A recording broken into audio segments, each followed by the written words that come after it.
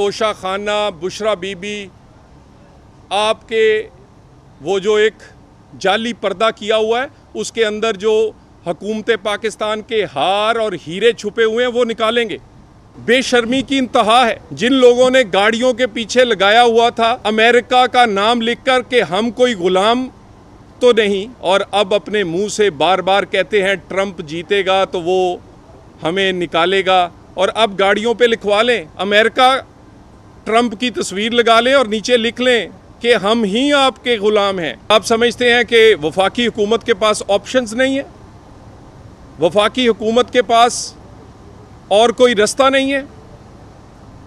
हर चीज़ की एक इंतहा होती है, और एक इंतहा के बाद जब कोई रेड लाइन क्रॉस करता है तो फिर बहुत सारे आईनी ऑप्शंस मौजूद हैं वफाकी हुकूमत और रियासत के पास। एक तरफ ऐसी वज़ीर आला है जो हर रोज़ किसी नए प्रोजेक्ट का संगे बुनियाद रखती है, आगाज़ करती है, या किसी प्रोजेक्ट को आगे बढ़ाते हुए उसकी कारकर्दगी का जायज़ा लेती है।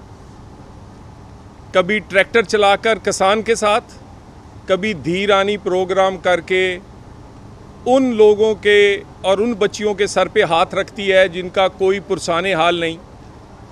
कभी बेहतरीन हॉस्पिटल का संगे बुनियाद रखकर, और कभी कारपेट सड़कें उसका संगे बुनियाद रखकर किसी न किसी फलाही प्रोजेक्ट का रोज़ संगे बुनियाद रखती है। और दूसरी तरफ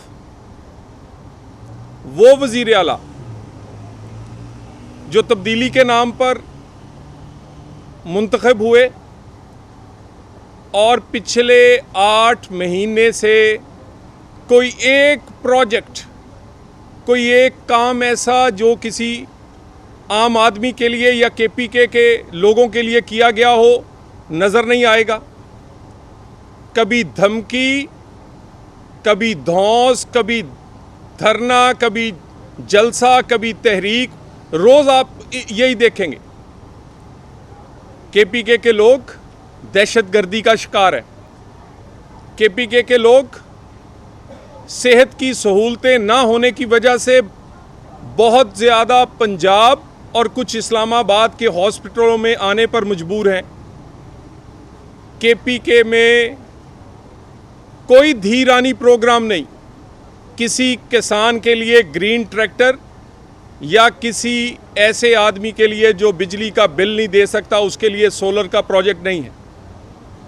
और तो और जो सबसे अहम बात है कि जब आप वज़ीर आला बनते हैं तो ये आप हलफ देते हैं कि आप अपने सियासी और ज़ाती मुफाद को अपने सरकारी काम में नहीं लेकर आएंगे। जो सहूलतें भी, वो सरकारी गाड़ी हो या सरकारी मुलाजमीन, वो वज़ीर आला का हुक्म इसलिए मानते हैं कि उन्होंने लोगों के फलाह का काम करना होता है। ये नहीं हो सकता कि आप अपनी उन सरकारी गाड़ियों और सरकारी मुलाजमों समेत वफाक पर हमलावर हों। वफाक पे हमला जब करें तो खुद दुम दबाकर भाग जाएं। कहते तो आप ये थे कि मैं सीने पे गोली खाऊंगा, लेकिन पीठ दिखाकर भाग गए। आपके सरकारी मुलाजम, सरकारी गाड़ियां, और तो और बानी पीटीआई की बहनें भी आप वहाँ गिरफ्तार करवा के चले गए।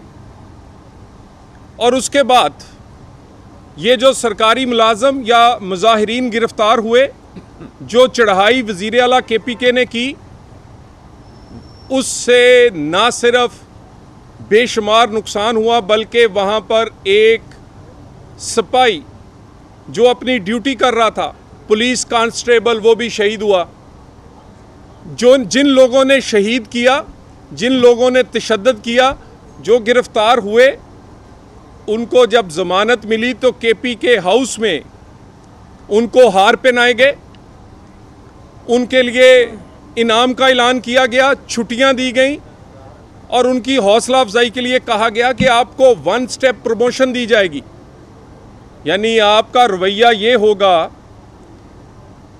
कि एक तरफ दुश्मन से लड़ने वाले और दहशतगर्दी से लड़ने वाले जो शहीद हुए पाकिस्तान के फोर्सेस के लोग, उनकी यादगारों को भी आपने अपने पांव तले रौंदा।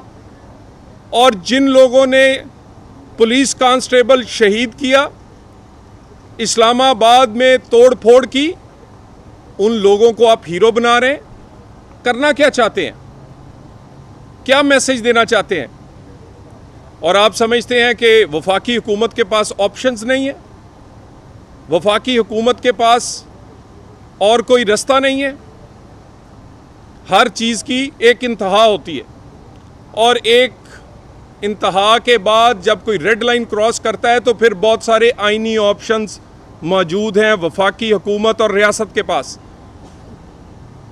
और ये देख लिया है आपने, ये मैं पीटीआई से मुखातब हूँ, वो आज अपनी शर्मिंदगी, अपनी शिकस्त और अपनी नाकामी छुपाने के लिए जो उन्होंने पिछले 2.5 साल में इस पाकिस्तान में किया, इनकलाब के नाम पर, सियासत के नाम पर, तब्दीली के नाम पर, आज अपनी शिकस्त, नाकामी, शर्मिंदगी मिटाने के लिए कभी उसे डील का नाम दे रहे हैं, कभी कहते हैं कि अब ट्रंप आएगा तो वो हमारी जान छुड़ाएगा। ये डील की अफवाहें, ये ट्रंप का नाम शिकस्त तस्लीम कर रहे हैं और अपनी फेस सेविंग चाहते हैं आप। क्या नहीं किया? कब से शुरू है? तहरीके अदम एतमाद से आगाज़ हुआ, कहा कि मैं ये साइफर लहराया है और अब इनकलाब आएगा पाकिस्तान में। पाकिस्तान में पहली दफ़ा चीफ ऑफ आर्मी स्टाफ की अपॉइंटमेंट रुकवाने के लिए लॉन्ग मार्च हुआ। अल्हम्दुलिल्लाह अपॉइंटमेंट तरीक़ाकार के मुताबिक, आइन के मुताबिक हुई। फिर कहा गया असेंबलियाँ तोड़ रहा हूँ, अपनी मर्ज़ी का इलेक्शन करवाऊँगा।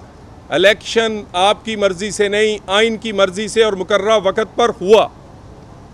फिर आपने बगावत की कोशिश की 9 मई, उसमें भी नाकाम हुए। उसके बाद इलेक्शंस में नाकाम हुए।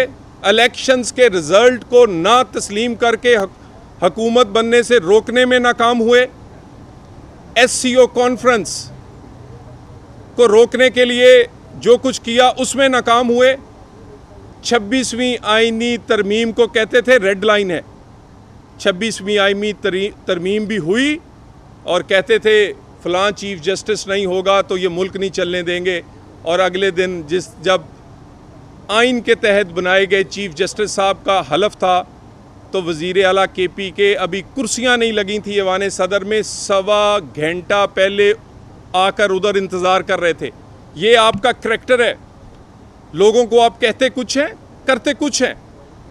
इतनी नाकामियों के बाद अब जब आपके अंदर लाहौरी ग्रुप कुछ कह रहा है, KP के ग्रुप कुछ कह रहा है, बीवी कुछ कह रही है, बहन कुछ कह रही है।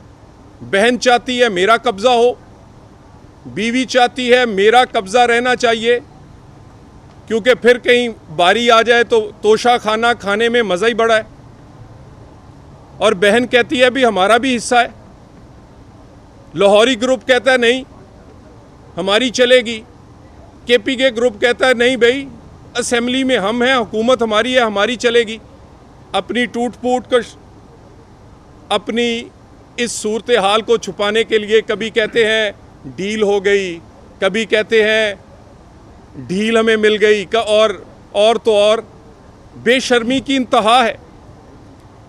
जिन लोगों ने गाड़ियों के पीछे लगाया हुआ था अमेरिका का नाम लिखकर कि हम कोई गुलाम तो नहीं, और अब अपने मुंह से बार बार कहते हैं ट्रंप जीतेगा तो वो हमें निकालेगा, और अब गाड़ियों पे लिखवा लें अमेरिका ट्रंप की तस्वीर लगा लें और नीचे लिख लें कि हम ही आपके ग़ुलाम हैं। लॉबिंग करते हैं पाकिस्तान के ख़िलाफ़, वहाँ से लॉबिंग करके लोगों के इलेक्शन फंड्स में पैसे दे के वहाँ के कांग्रेसमैन से ख़त लिखवा के पाकिस्तान के ख़िलाफ़ तहरीकें चलाते हैं, कभी IMF को ख़त लिखते हैं, और जब सब कुछ नाकाम हुआ है तो अब कहते हैं हमें अमेरिका, जिसको कहते थे कि इसने हुकूमत गिराई है, अब कहते हैं वो बचाएगा। मैं एक अर्ज़ कर दूं, पाकिस्तान में सियासी इस्तेकाम बहुत मुश्किल से अचीव किया गया है। इस सियासी इस्तेकाम की वजह से मुआशी बेहतरी आई है। पाकिस्तान में स्टॉक एक्सचेंज दुनिया की बेहतरीन इस वक्त स्टॉक एक्सचेंज है। पाकिस्तान में रुपया तकड़ा और डॉलर कमज़ोर हुआ है। पाकिस्तान में गरीब के लिए सांस लेने का उसे मौका मिला है। जो इन्फ्लेशन, महंगाई है, वो सिंगल डिजिट में आ गई है, 7% से भी नीचे, जो 40% के करीब थी। पाकिस्तान में लोग इन्वेस्ट कर रहे हैं। एक तरफ वज़ीर आज़म कभी किसी मुल्क और कभी किसी मुल्क अपने मुल्क के लिए इन्वेस्टमेंट मांगने के लिए जगह जगह जा रहे हैं, और कुछ लोग यहाँ जब इन्वेस्टमेंट आने लगती है, जब कोई बड़ा इन्वेस्टमेंट या दोस्त मुल्क आना चाहता है, तो एहतजाज का आप ऐलान कर देते हैं। SCO में क्या तकलीफ़ थी आपको? उससे 2 दिन पहले सऊदी डेलीगेशन आया, उसने अरबों डॉलर की इन्वेस्टमेंट अनाउंस करनी थी, उसको रोकना चाहते थे। SCO के बाद CPEC 2 शुरू होना था, चाइनीज़ वज़ीर आज़म इधर आया हुआ था, उसको आप क्या पैगाम देना चाहते थे?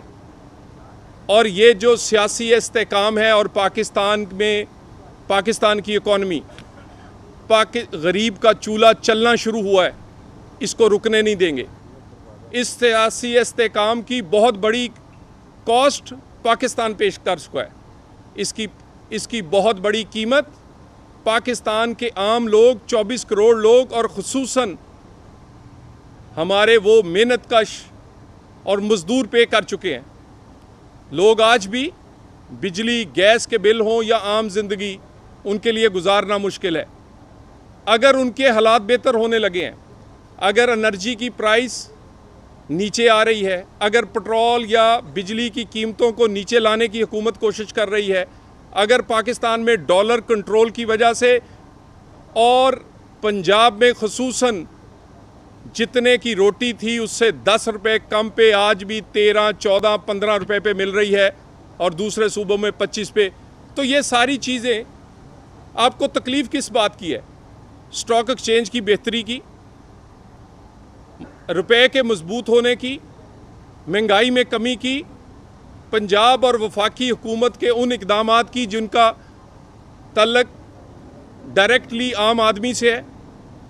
तहरीक आप चलाने में नाकाम रहे हैं, इनकलाब लाने में नाकाम रहे हैं, हुकूमत और रियासत को ब्लैकमेल करने में नाकाम रहे हैं, और अब अपने ज़ख्म चाटने और शिकस्त और अपनी नाकामी छुपाने के लिए इसको ढील का नाम ना दें। आपके करतूतों पे कोई डील नहीं होगी। 9 मई पे कोई कॉम्प्रोमाइज़ नहीं होगा। 190 मिलियन आपकी जेबों से और आपके अकाउंटों से निकाला जाएगा। तोशा खाना, बुशरा बीबी, आपके वो जो एक जाली पर्दा किया हुआ है, उसके अंदर जो हुकूमत पाकिस्तान के हार और हीरे छुपे हुए हैं, वो निकालेंगे।